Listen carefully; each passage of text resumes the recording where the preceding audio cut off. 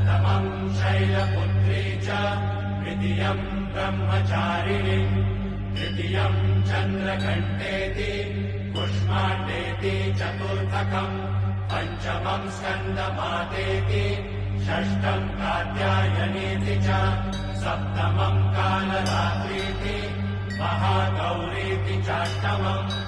नवमं सिद्धिदात्री च नवदुर्गाः प्रकीर्तिता।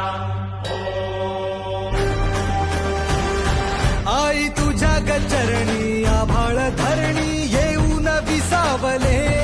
देवादिकांचे संकट जाई ग हरुणी तुझ्याच कृपेमुळे नाद झंकार तू